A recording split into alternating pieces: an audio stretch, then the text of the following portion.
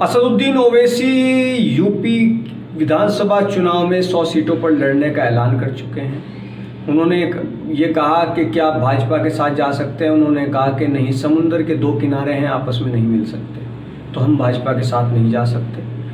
अब यूपी की सियासत में तो उन्होंने हलचल मचा ही रखी है।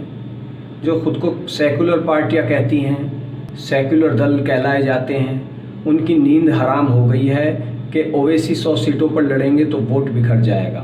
इसको लेकर के तमाम डिबेट हो रही है, चर्चाएं हो रही हैं, काफ़ी आर्टिकल लिखे जा रहे हैं, खबरें भी बहुत आ रही हैं। अब ओवैसी की एंट्री उत्तराखंड में भी होती है। जी हाँ, उत्तराखंड में 22 सीटों पर चुनाव लड़ने का MIM ने ऐलान किया है, ये खबरें आ रही हैं।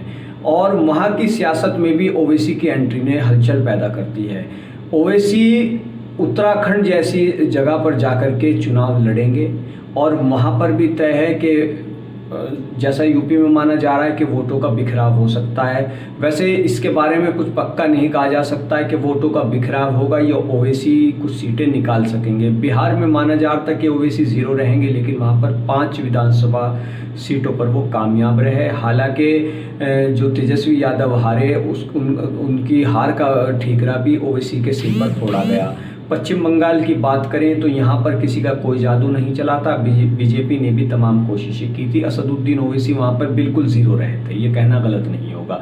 अब यूपी में 100 सीटों पर वो चुनाव लड़ने का ऐलान कर चुके हैं। असदुद्दीन ओवैसी ने एक दिन पूर्व ही मीडिया से बातचीत में ये कहा था कि यूपी में 50 जगहों पर हमारा संगठन मजबूत है और हम यूपी में काफ़ी कुछ करने का जज्बा रखते हैं अगर हमें मौका मिला, और हम यही जो सरकार की नाकामियां हैं, दूसरे दलों की नाकामियां हैं, जिनकी सरकारें रही हैं, उनकी नाकामियां जनता के पास लेकर के जाएंगे और हमें उम्मीद है कि हम यूपी के विधानसभा चुनाव में कामयाब होंगे। 100 सीटों पर वो चुनाव लड़ने की तैयारी कर चुके हैं।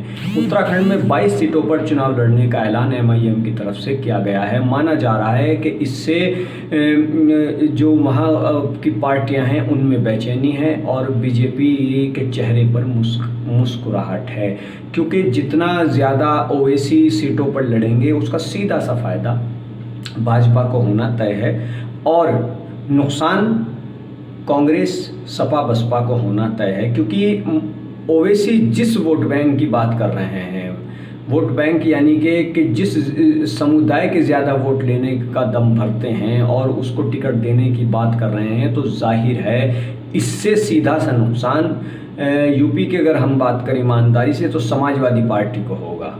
और उत्तराखंड की अगर हम बात करें तो वहाँ पर बसपा है, कांग्रेस है। ख़ास तौर से कांग्रेस की अगर हम बात करें तो कांग्रेस को इसका नुकसान हो सकता है, लेकिन ये तो वक्त ही तय करेगा कि आगामी दिनों में सियासत किस रुख बैठेगी, क्या शक्ल इख्तियार करेगी। लेकिन इतना ज़रूर है कि उत्तराखंड में ओवैसी की एंट्री ने सियासी हलकों में हलचल और चर्चा तेज़ कर दी है।